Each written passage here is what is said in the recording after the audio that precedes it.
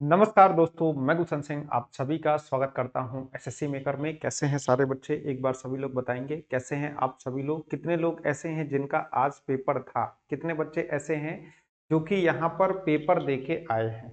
चलिए, तो आपका पेपर अभी तक तो काफी आसान है। अभी लेवल में कोई बदलाव नहीं हुआ है। अगर कोई बीच में बदलाव होता है तो वो भी आपको पता चल जाएगा। बाकी लेवल में कोई बदलाव होगा नहीं। ठीक है, जो स्टार्ट हो गया है वही आपके लास्ट तक चलने वाला है। ठीक है, जिस लेवल पे शुरू हुआ है पूरा लास्ट तक वही जाएगा। आसान आसान क्वेश्चंस आएंगे जिसको आप सभी बच्चे बड़ी आराम से करके आएंगे। ठीक है, तो चलिए, जो भी बच्चे हैं जिसका भी पेपर है बस आप ध्यान रखिएगा, मेंसुरेशन के फॉर्मूले याद रखिएगा, कहीं उसको मत भूल जाइएगा। बाकी सारे क्वेश्चन तो आप सभी लोग कर ही लेंगे। ठीक, चलिए तो आज के सेशन को स्टार्ट करते हैं। सभी बच्चे क्लास को लाइक कर दीजिए और जो भी बच्चे चैनल पे नए जुड़ते हैं आप सभी लोग चैनल को सब्सक्राइब करके चैनल से जुड़ जाइए। चलिए, तो आज का प्रश्न लेते हैं। इस क्वेश्चन को जरा करिए तो जल्दी से सारे बच्चे। रोज के पेपर में 2 से 3 क्वेश्चन आपके आ रहे, औसत के आ रहे हैं। 2 से 3 क्वेश्चन रोज औसत के आ रहे हैं। ठीक है, चलिए इस क्वेश्चन को करिए। इस क्वेश्चन को करिए तो इसमें क्या कहा गया है? 12 छात्रों की एक कक्षा के छात्रों का औसत कद 180 सेंटीमीटर है। 12 एक कक्षा है जिसमें 12 छात्र हैं। जब इनकी औसत हाइट देखी गई तो ये आई है 180 सेंटीमीटर की। ठीक, अच्छा, शिक्षक के कद को छात्रों के कद में जोड़ने पर कक्षा का औसत कद घटकर 179 हो जाता है। तो शिक्षक का कद कितना था? शिक्षक की लंबाई कितनी थी आपको बतानी है। अब जैसे 12 बच्चे हैं, इनकी औसत लंबाई 180 सेंटीमीटर की है। जब यहां पर टीचर को ऐड किया जाता है तो ये लंबाई घट के, ठीक है, ये लंबाई घट के 179 सेंटीमीटर हो जाती है। औसत लंबाई घटती है। आपको बताना है आखिर टीचर की लंबाई कितनी थी। अब देखिए, औसत कितने का चल रहा है? औसत चल रहा है 180 का। अगर इस औसत को मेंटेन रखना चाहते हैं तो आपको ध्यान रखना होगा कि जो अगला व्यक्ति आ रहा है उसकी ऊंचाई भी 180 सेंटीमीटर की हो। लेकिन अगले व्यक्ति के आने से औसत ऊंचाई 1 सेंटीमीटर से कम हो जाती है। 180 से 189 हो जाना यानी कि 1 सेंटीमीटर की कमी हो जाना। यानी इस व्यक्ति के आने से 12 लोग तो पहले से थे, 12 छात्र थे, एक टीचर के जुड़ गए यानी कि कुल मिला के 13 लोग हो गए। ठीक है, तो इस शिक्षक के जुड़ने से 13 लोगों की ऊंचाई 1 1 सेंटीमीटर से घट गई। यानी कि जो 180 सेंटीमीटर था इसमें 13 सेंटीमीटर की कमी आ गई और ये ऊंचाई घट के 167 सेंटीमीटर, यानी कि ये टीचर की ऊंचाई 167 सेंटीमीटर रही होगी। ठीक है, तो इन्होंने क्या किया? पूरे के पूरे औसत को 1 सेंटीमीटर से घटा दिया। ठीक, अपने को बिल्कुल बेसिक से नहीं करना है, बस क्वेश्चन की समझ होनी चाहिए कैसे चीजें कम हो रही है। औसत में कमी होने का मतलब सबके ऊंचाई में कमी हो जाना। ठीक है, सबके ऊंचाई में कमी हो जाना। अगर 13 लोग हैं इस ग्रुप में तो 13 लोगों की ऊंचाई 1 1 सेंटीमीटर से कम हो जाना। ठीक, चलिए अगले क्वेश्चन पे चलेंगे। इस क्वेश्चन को करिए तो x प्लस वाई रेशियो में x माइनस वाई 5 रेशियो का y है, एक है। तो y रेशियो का x क्या हो जाएगा आपको यहां पर बताना है। बताइए तो y रेशियो का x कितना हो जाएगा? ठीक है, चलिए इस क्वेश्चन को करिए तो औसत आपके देखिए, रेशियो जो है ये भी हर एग्जाम में आता है। ये तो रेशियो तो फिक्स है, हर एग्जाम में आना ही है, यहाँ पे तो कोई दिक्कत नहीं है।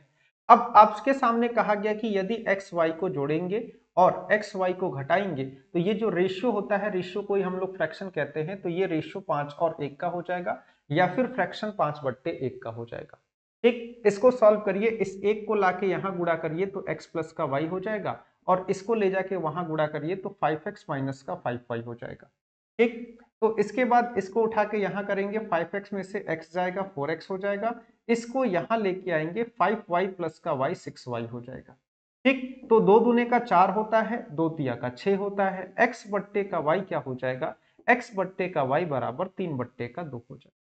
ठीक, सही आंसर क्या हो जाएगा? सही आंसर क्या हो जाएगा?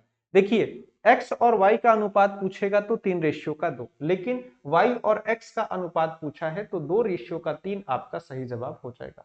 ठीक है, y रेशियो का x कितना हो जाएगा? तो ये आपका 2:3 यहाँ पर सही जवाब हो जाएगा। चाहे कुछ भी पूछे हम यहाँ पर बता सकते हैं, एक्स स्क्वायर वाई स्क्वायर पूछ ले, x square plus y square पूछ ले, कुछ भी पूछे बता सकते हैं। ठीक, ये सारी चीजें आपने रेशियो में पढ़ा है। जो 3:2 दे रहे हैं बच्चे वो ध्यान रखें। तीन रेशियो के 2 वाले बच्चे ध्यान रखिए, क्या आपसे क्वेश्चन में पूछा गया है और आप क्या आंसर दे रहे हैं। 3 रेशियो का 2 तो गलत है, ठीक है। इस क्वेश्चन को करिए तो अच्छा क्वेश्चन, जैसे कुछ बच्चे ऐसा क्वेश्चन बता रहे हैं, भरोसा ही नहीं हो रहा है, बहुत ही आसान क्वेश्चन कि 500 रुपए की वस्तु है, 700 रुपए, मतलब आपको क्रय मूल्य विक्रय मूल्य दे के प्रॉफिट का परसेंट, लॉस का परसेंट, ऐसे क्वेश्चन आपके एग्जाम में आ रहे हैं, ठीक है। तो बहुत आसान से क्वेश्चन आए हैं। इस क्वेश्चन को करिए तो किसी वस्तु को 270 में बेचने पर 12.5% का लाभ होता है। क्रय मूल्य क्या था इस वस्तु का? इस वस्तु का क्रय मूल्य क्या था? जब आप यहां पर इसको बेचते हैं 270 में तो 12.5% का प्रॉफिट होता है। अच्छा, अब 12.5% है, सबसे आसान होता है, आप कभी भी आपके सामने पॉइंट हो, फ्रैक्शन हो, चाहे पॉइंट हो चाहे मिक्स फ्रैक्शन हो, इसको फ्रैक्शन में कन्वर्ट कर दीजिए, ठीक है। इसको फ्रैक्शन में कन्वर्ट कर दीजिए, जैसे 12.5%। 12.5% का मतलब यहां पर हो जाएगा 1/8, ठीक है। यानी 8 की वस्तु 1 रुपए का लाभ लेके 9 रुपए में बेचा जा रहा है, ठीक है। 12.5% का मतलब 1/8 होता है। 8 रुपए की वस्तु है, 1 रुपए का प्रॉफिट लीजिए और 9 रुपए में बेच दीजिए, ठीक। क्वेश्चन के हिसाब से आप इसको 270 में बेच दें तो 9 रेशियो बराबर 270। अगर 9 रेशियो 270 के बराबर है तो 1 रेशियो किसके बराबर हो जाएगा? 9 तिया 27 होता है, 1 रेशियो 30 के बराबर हो जाएगा, ठीक है। क्रय मूल्य पूछा गया है तो क्रय मूल्य का मतलब 8 रेशियो का मान निकालना है, तो 8 तिया का 24, 240 यहां पर सही जवाब हो जाएगा। पहला ऑप्शन आपका सही आंसर हो जाएगा, ठीक है, ठीक। चलिए अगले क्वेश्चन पे चले। पेपर हो गया है तो बिल्कुल फिजिकल में लग जाइए, ठीक है, बिना सोचे फिजिकल में लग जाइए, क्योंकि पेपर आसान है, सबका पेपर बहुत अच्छा जा रहा है, ठीक है। तो आप बिना सोचे फिजिकल की तैयारी करना शुरू कर दीजिए, क्योंकि फिजिकल में नंबर आना ही आना है, ठीक है। चलिए इस क्वेश्चन को करिए। इस क्वेश्चन को करिए तो एक व्यापारी अपने प्रत्येक वस्तु पर इतना मूल्य अंकित करता है कि इस पर 20% छूट देने पर उसे 25% का लाभ होता है। यदि किसी वस्तु का क्रय मूल्य अगर 432 रुपए हो तो इसका अंकित मूल्य क्या हो जाएगा? अगर कोई वस्तु 432 की है तो सम चतुर्भुज का क्वेश्चन ले आए हैं, सम चतुर्भुज का क्वेश्चन ले आए हैं, ठीक है, क्वेश्चन उसका भी रखे हुए हैं, पता है सम चतुर्भुज से आज क्वेश्चन पूछा गया है, ठीक है। जरा इस क्वेश्चन को करिए तो 20% की छूट देने के बाद भी 25% का लाभ होता है, क्रय मूल्य 432 है तो अंकित मूल्य क्या हो जाएगा? अब यहां पर क्या होगा कि यहां पर आपसे क्रय मूल्य बट्टे का अंकित मूल्य का रेशियो का एक आपने फॉर्मूला पढ़ा होगा। इसमें क्या होता है, क्रय मूल्य के लिए 100 में हम लोग प्रॉफिट को जोड़ देते हैं और अंकित मूल्य के लिए, सॉरी, क्रय मूल्य के लिए 100 में से डिस्काउंट को घटा लेते हैं और अंकित मूल्य के लिए अगर प्रॉफिट होता है तो जोड़ते हैं, लॉस होता है तो घटाते हैं, ठीक। क्वेश्चन में कह रहा है कि जो क्रय मूल्य है 432 रुपए है, अंकित मूल्य की अपने को जानकारी नहीं है, ठीक। डिस्काउंट जो आप यहां पर दे रहे हैं 20% का है और प्रॉफिट आपका 25%, ठीक है। कितना हो जाएगा? 432 बट्टे का अंकित मूल्य और 100 में से 20 घटाने पर आएगा 80, 100 में 25 जोड़ने पर आएगा 125, ठीक है। 5 से काटेंगे 16 बार में, 5 से काटेंगे 25 बार में, 16 दुने का 32, 16 दुने का 32, 112 बच जाएगा, 16 सत्ते 112 होता है। अंकित मूल्य कितना हो जाएगा? तो 25 गुणे का 27, 25 25 जब 625 होता है, 27 यानी कि 50 और जोड़ दीजिए तो 675 आपका सही जवाब हो जाएगा। दूसरा ऑप्शन हो जाएगा अंकित मूल्य क्या होगा? तो अंकित मूल्य आपका यहाँ पर 675 हो जाएगा, ठीक है। अंकित मूल्य कितना होगा? 675, 675 आपका सही आंसर हो जाएगा, ठीक है। कोई लेवल हार्ड नहीं होगा, अभी जब शुरुआत हो गया ना आसान का, तो कोई लेवल हार्ड नहीं होगा, ठीक है। और लेवल हार्ड हो जाता है तो फायदा आपको मिलेगा, ठीक है। अब यहां से किसी भी पेपर का लेवल टफ हुआ तो उसमें जो लेवल टफ में बैठेगा उसी का फायदा होने वाला है, ठीक। क्योंकि टफ का मतलब एक दो क्वेश्चन टफ होता है और नॉर्मलाइजेशन में 10-15 नंबर, 20-20 नंबर बढ़ते हैं, ठीक है। तो उसका कोई मैच ही नहीं होता है, तो उस समय क्या होता है, जो आसान शिफ्ट में बैठा है उसके कभी कभी नंबर घटने भी लगते हैं, ठीक है। तो कोई लेवल टफ नहीं होगा, ठीक। चलिए इस क्वेश्चन को करिए तो चार संख्या ए बी सी डी का औसत 26 है। अब यदि ए और बी का औसत 19.5 है तो आपको बताना है सी और डी का औसत क्या हो जाए। आप इसको बेसिक से भी कर सकते हैं, आप इसको शॉर्टकट से भी कर सकते हैं। अगर मान लीजिए बेसिक से करते हैं तो जैसे 4 संख्या है, ए है, बी है, सी है, डी है, इनको जोड़ने पर कितना हो जाएगा? तो औसत 26 है, यानी हर एक संख्या 26 है। ऐसी 4 संख्या है तो 26 चौके कितना हो जाएगा? 104 हो जाएगा। ठीक। अच्छा, अगर दो संख्या की बात करेंगे ए और बी की, तो ए और बी का औसत 19.5 है, यानी हर संख्या 19.5 है। दो संख्या ऐसी है तो ये हो जाएगा 39। ठीक है, 19 दूना 38, एक 39। ठीक। अच्छा, चार संख्या को जोड़ने पर 104 आ रहा है, दो संख्या को जोड़ने पर 39 आ रहा है, तो बाकी की दो संख्याएं कितनी हो जाएगी? जो सी और डी हो जाएगा, इसका मान कितना हो जाएगा? तो 104 में से 39 घटा देंगे, कितना हो जाएगा? इनको जोड़ने पर 65 आएगा, लेकिन हमसे औसत पूछा है तो दो संख्या है, दो से भाग देंगे तो 30, 32, 32.5। ठीक है, तो 32.5 इन दोनों संख्याओं का औसत। ठीक है, इन दोनों संख्याओं का औसत कितना हो जाएगा? 32.5 यहाँ पर सही जवाब हो जाएगा। मैथ्स बिल्कुल नहीं आता है तो मैथ्स सीखना पड़ेगा, एक बार आपको मैथ्स पढ़ना पड़ेगा। ठीक है, एक बार मैथ्स पढ़ेंगे, मैथ्स ऐसा कुछ है नहीं कि आपको ना आए। ठीक, बहुत आसान सा चैप्टर है। ठीक है, कल एग्जाम है, अरे कोई हार्ड क्वेश्चन नहीं आएगा, एग्जाम से डरना ही तो नहीं है, इतना आसान क्वेश्चन आएगा ना। अब आया था 9 की डिविजिबिलिटी। अब 9 की डिविजिबिलिटी या तो कोई संख्या रख के पूछा गया था कि कौन सी संख्या 9 से कटेगी, या फिर x का मान बता दीजिए जिससे संख्या 9 से कट जाए। ले देके फाइनल क्वेश्चन यही था कि 9 की डिविजिबिलिटी पे एक सवाल आया हुआ। ठीक है, जरा इस क्वेश्चन को करिए तो 9 की डिविजिबिलिटी बस याद होनी चाहिए। 9 की डिविजिबिलिटी क्या है? संख्याओं का योग 9 से कटना चाहिए। ठीक, कौन सी संख्या 9 से भाज्य नहीं है, ये आपसे पूछा गया है, यानी किसको जोड़ने पर 9 नहीं आ रहा है। ठीक, या फिर कोई ऐसी संख्या नहीं बन रही है जो कि 9 से कटे। 5 4 9, 9 कट गया, 8 1 9, 9 कट गया, 7 2 9 6, 9 और 6 ये 9 से नहीं कटा। अच्छा, इसको भी देख लीजिए, 6 6 12, 8 20 7 27, 27 भी 9 से कटता है। तो मात्र एक संख्या ऐसी है जो कि 9 से नहीं कटती। ठीक है, मात्र एक संख्या ऐसी है जो कि 9 से नहीं कटती है। अब यहाँ पे सारे बच्चे जितनी भी डिविजिबिलिटी रूल है सबको देख के जाइएगा। ठीक है, सारी डिविजिबिलिटी रूल आसानी होती है, कुछ है नहीं, 2 की, 3 की, 4 की, 5 6 8 10 9 11 12।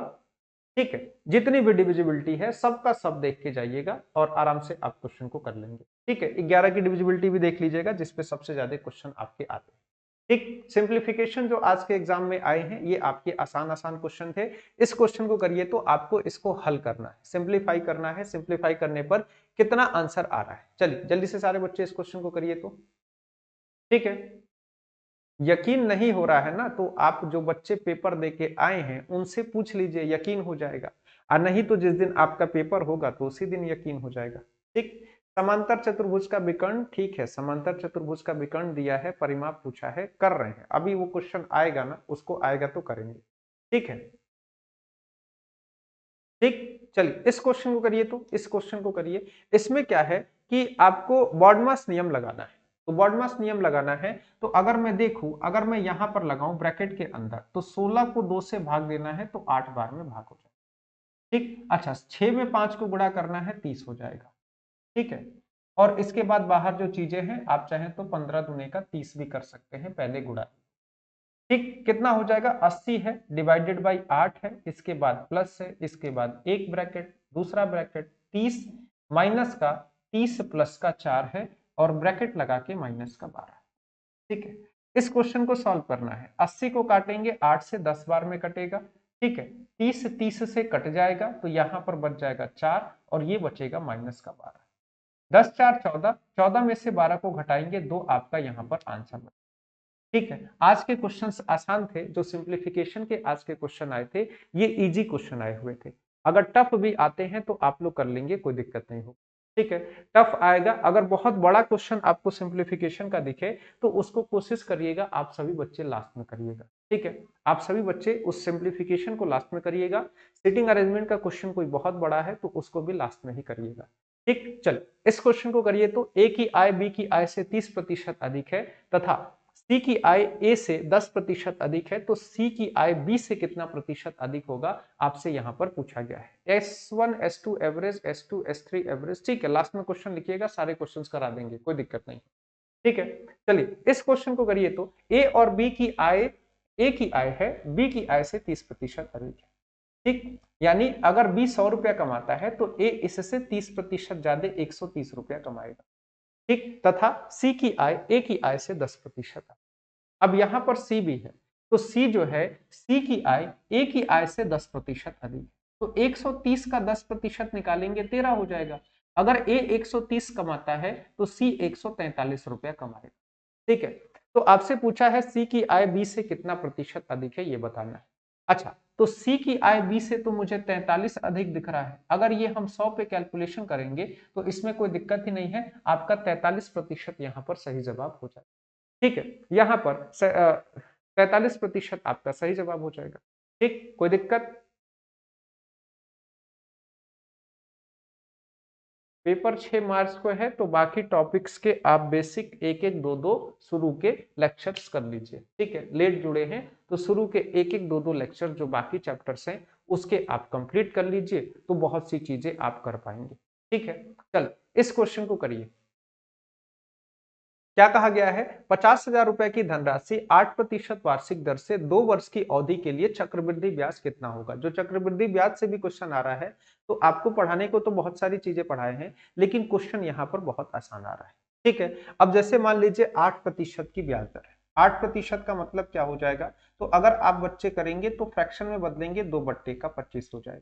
कहने का मतलब है अगर आपने 25 रुपया रखा है तो इस पर आपको 2 रुपए का ब्याज मिलेगा, ये बढ़ के 27 रुपए। ठीक है, 2 वर्ष की बात कही गई है तो आपको यहाँ पर करना होगा इसको। ठीक, 25 का स्क्वायर कितना हो जाएगा? 25 का स्क्वायर होता है 625, यानी 2 वर्ष में अगर 625 रुपया रखेंगे तो 27 का स्क्वायर बढ़ के 729 रुपया हो जाएगा। ठीक, आपको ब्याज के तौर पे 104 रुपए यहाँ पे मिलेगा। कभी भी चक्रवृद्धि ब्याज निकालने की बात कही जाए तो आप सीधा सीधा रेशियो मेथड का इस्तेमाल। ठीक, तो आपको यहाँ पे कुछ आपने कहा कि हम 625 रख रहे हैं, लेकिन क्वेश्चन के हिसाब से आपने 50,000 रुपए रखा है, तो 625 बराबर 50,000। 25 25 जा 625, 25 दूने का 50, ये हो जाएगा 2,000। ठीक है, 25 से काटेंगे 8 बार में कटेगा तो एक रेशियो बराबर 8 हो जाएगा। ठीक है, 80 हो जाएगा। एक रेशियो बराबर 80 हो जाएगा। आपको 104 का मान निकालना है, तो 104 रेशियो का मान कितना हो जाएगा? ये हो जाएगा 104 गुणे का 80। ठीक, कितना हो गया? यहाँ पर 0, 8 चौके 32 का 2 कैरी 3, 8 एकम 8, यानी कि 8,320 आपका सही जवाब हो जाएगा। चौथा ऑप्शन यहाँ पर सही जवाब हो जाएगा। ठीक है, 8,320 यहाँ पर सही जवाब हो जाएगा।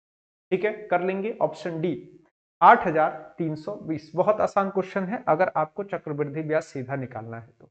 अगर आपको मिश्रधन निकालना होगा ना, तो मिश्रधन के लिए आप क्या करेंगे? सीधा डायरेक्ट मेथड आप इस्तेमाल करेंगे। ठीक, या तो फॉर्मूले से लगा लेंगे या फिर 8-8% की दर से 2 बार पैसे को बढ़ा लेंगे। चलिए इस क्वेश्चन को करिए। गलती से छूट गया, क्या हो गया? कौन बच्चा लिख रहा है गलती से छूट गया? क्या छूट गया? चलिए इसको करिए। तो देखिए, अगर पी से आप काम को कराएंगे तो पी किसी काम को 12 दिन में पूरा कर देगा। ठीक, अच्छा, उसी काम को 20 दिन में कर सकता है कौन? क्यू। ठीक है, अगर क्यू को बुलाएंगे तो क्यू उसी काम को 20 दिन में कर देगा। ठीक, टोटल काम 12-20 का एलसीएम, 12-20 का एलसीएम हो गया 60, 12 पंजे 60, 20 दिया 60। ठीक, अगर दोनों को एक साथ काम पर लगा दिए, तो दोनों को एक साथ काम पे लगा दिए तो 5 प्लस का 3, एक दिन में 8 यूनिट का काम होगा। ठीक, अगर ये लोग 5 दिन तक काम करते हैं तो 8 पंजे 40 यूनिट का काम। ठीक, आपसे पूछा है कितना काम बच जाएगा। ठीक है, तो 60 यूनिट का काम था जिसमें से 40 यूनिट हो चुका है, तो बचा कितना? आप कहेंगे सर 20 यूनिट बचा। अच्छा, कितना काम था? 60, तो अगर 20, 60 पर 20 बचा है तो 1/3 भाग अभी इस काम का बचा हुआ है। कितना बचा है? तो 1/3 भाग अभी बचा हुआ है। कितना काम शेष बचा हुआ है? 1/3 भाग। ठीक है, तो 1/3 आपका सही जवाब यहाँ पर हो जाएगा। ठीक, कोई दिक्कत? Thank you so much. Exam बहुत अच्छा गया, सबका एग्जाम बहुत अच्छा जाएगा। ठीक है, बस देखते जाइए आप सभी लोग। इस क्वेश्चन को करिए और तुरंत फिजिकल पे लग जाइए। जिसका एग्जाम हो गया है वो भी फिजिकल पे लग जाए, और जिसका एग्जाम नहीं हुआ है आने वाले दिनों में है वो भी फिजिकल की तैयारी स्टार्ट कर ले। ठीक है, एक भी दिन डिले करेंगे तो आगे चल के बहुत अफसोस होने वाला है। ठीक है, एक भी अगर आप डिले करेंगे, एक दिन का भी डिले करते हैं ना तो बहुत अफसोस होगा।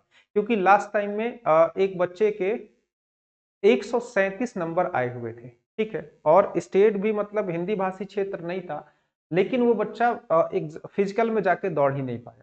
ठीक, तो ये सारी समस्याएं रहती हैं। वो इंतजार कर रहा था कि सर आने दीजिए रिजल्ट, तब जाएंगे दौड़ने। ठीक है, रिजल्ट आया, तुरंत आपका क्या हो गया, तुरंत आपका फिजिकल होने लगा, और फिजिकल होने लगा, उस बच्चे को समय नहीं मिला। इस चक्कर में थोड़ा सा क्या, बहुत बड़ा लॉस हो गया। अगर देखा जाए तो उस समय जो पोस्ट चाहता वो बच्चा, उसको वो पोस्ट मिल सकता था। ठीक है, तो ये गलती आप सभी लोग नहीं करेंगे। जिन बच्चों का पेपर हो गया है चाहे नहीं हुआ है, फिजिकल के लिए निकल लीजिए। ठीक है, चलिए इस क्वेश्चन को करिए। ठीक, शांत जल में एक नाव की चाल 14 किलोमीटर प्रति घंटा है, एक्स की वैल्यू है 14, वाई की वैल्यू नहीं पता है। यह धारा की दिशा में 1 घंटा और 45, अच्छा 1 घंटा और 45 मिनट है। तो सबसे पहले इस मिनट को घंटे में बदलिए, 60 से भाग देंगे, 15 तिया 45, 15 चौके 60। तो 1 घंटा 45 मिनट का मतलब 1 सही 3/4, 4 एकम 4, 3, 7/4 हो जाएगा। ठीक है, समय हो जाएगा 7/4 घंटा। ठीक है, शांत जल में एक नाव है, जो कि आपको नाव की चाल दे रखा है, वाई की वैल्यू नहीं पता है, जो कि हमको निकालना है। अच्छा, ये चीज कहा जा रहा है कि नाव जो है ना 28 किलोमीटर दूरी को चलने में 7/4 यानी 4 ऊपर चला जाएगा, तो 7 चौके 28, 4 चौके 16, यानी कि नाव की चाल 16 किलोमीटर प्रति सॉरी सापेक्ष चाल 16 किलोमीटर प्रति घंटे। अच्छा, नाव की चाल तो केवल 14 है, तो ये 16 कैसे हो रहा है? ये 16 इस वजह से हो रहा है कि अगर आप धारा की दिशा में चलेंगे तो नाव के चाल के साथ साथ धारा की चाल भी जोड़ी जाएगी। ठीक है, नाव की चाल के साथ साथ धारा की चाल भी जोड़ी जाएगी, जो कि दोनों जुड़ के 16 का हो जाएगा, तो y की वैल्यू आपकी 2 हो जाएगी। ठीक है, तो अगर आपसे धारा की चाल पूछेगा तो आप कहेंगे सर धारा की चाल 2 किलोमीटर प्रति घंटा होगा। ठीक है, ठीक, डर किस बात का, डर कुछ नहीं है।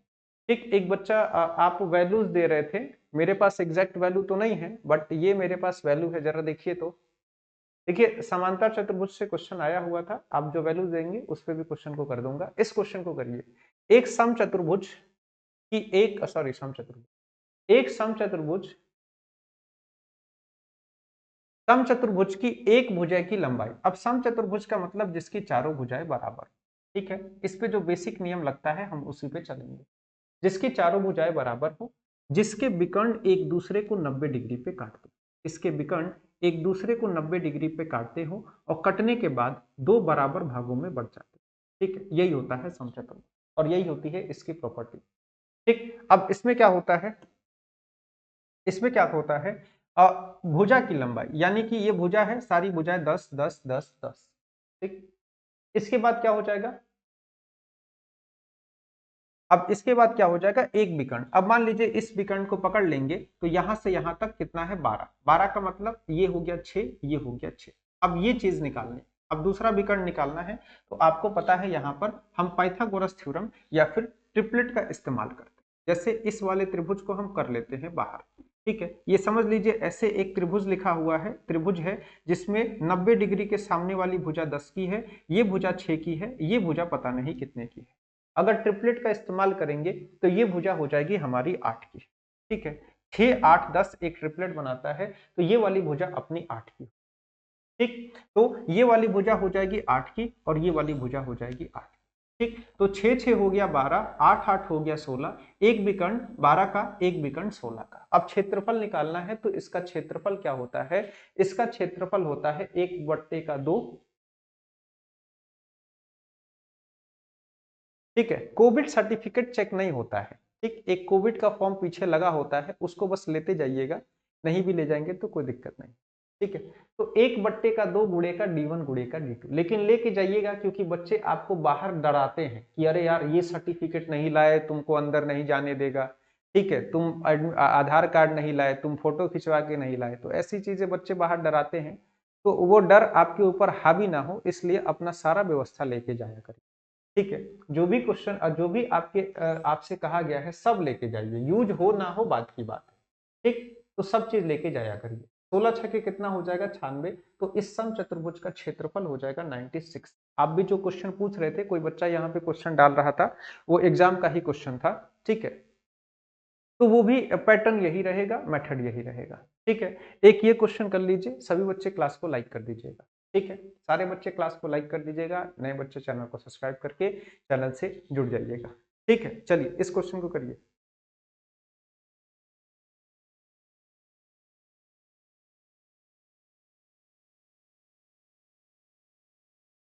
कल एग्जाम है, जाके एग्जाम दीजिए। परसों एग्जाम है, कुछ ज्यादा सोचना नहीं। मेरा पेपर आज था, गलती से मेरा पेपर छूट गया। पिछले 6 मंथ से जीडी की तैयारी कर रहा था। अब क्या, पेपर कैसे छूट गया? पेपर कैसे छूट गया? गलती से छूट जाने का क्या मतलब है? सो के नहीं उठे थे या पता नहीं था? अच्छा, आपका सेंटर जबलपुर में गया है, ठीक है, जाइए जबलपुर में पेपर दे के आइए।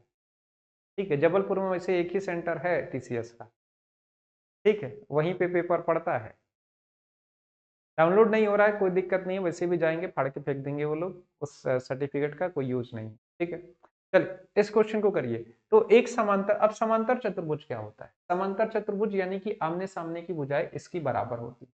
और समांतर चतुर्भुज का क्षेत्रफल क्या होता है, किसी को पता है? समांतर चतुर्भुज का क्षेत्रफल होता है अगर आपने आधार को ऊंचाई में गुणा कर दिया। ठीक है, समांतर चतुर्भुज का क्षेत्रफल होता है आधार गुणे का ऊंचाई। ठीक, यही होता है ना, हाफ नहीं आता है, ध्यान रखिएगा, हाफ लगाएंगे तो वो त्रिभुज का क्षेत्रफल हो जाएगा। ठीक, तो यहाँ पर है आधार आपका 12 का, 16 का, और ऊंचाई है आपकी 12 की। 16 दहा में 160 होता है, 16 दूने का 32 होता है, तो इसका क्षेत्रफल 192। ठीक है, तो 192 ऑप्शन 4 हो जाएगा सही। ठीक है, आपके मन में कोई भी सवाल हो, कुछ भी आपको लग रहा है कि सर ये सवाल आया था, तो आप पूछ सकते हैं। बाकी मेरे पास जो सवाल आए थे उसको मैंने करा दिया है। ठीक, आपको बता दूं कि अग्निवीर की क्लासेस आपके एसएससी मेकर के ऐप पर रिकॉर्डेड क्लासेस चल रही हैं। ठीक है, कंप्लीट बैच आपको मात्र 200 में प्रोवाइड कराया जा रहा है।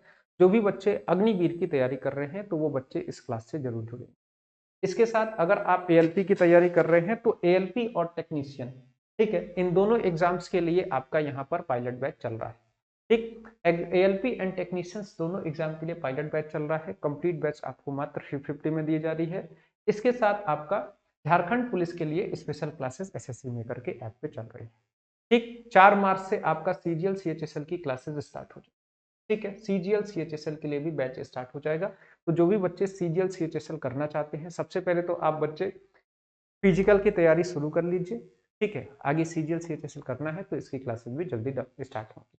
ठीक, चलिए तो इस क्लास को यहीं तक रखते हैं। मिलते हैं आपसे सुबह 8 बजे अपनी मैथ्स की क्लास में।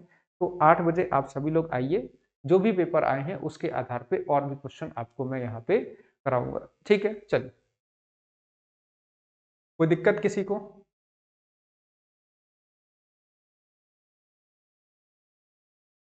तैयारी करना है, किस चीज की तैयारी करना है? जिस चीज की तैयारी है उस हिसाब से समय है।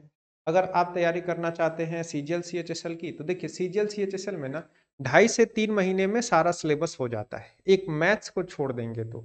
ठीक है, मैथ्स आपको मैं 1.5 घंटा पढ़ाऊंगा और उसके बाद भी यहाँ पे थोड़ा सा समय लगेगा। ठीक है, 1.5 घंटा मैं आपको डेली मैथ्स पढ़ाने वाला हूँ। उसके बाद भी मैथ्स में मेरे हिसाब से 4 साढ़े 4 महीने लगेंगे। ठीक है, तो अभी सही समय है, अभी से स्टार्ट करेंगे। सीजीएल सीएचएसएल एग्जाम से पहले हम लोग मैथ्स को कवर कर लेंगे। ठीक है, चलिए तो मिलते हैं आपसे सुबह की क्लास में। तब तक सभी बच्चों को नमस्कार, जय हिंद।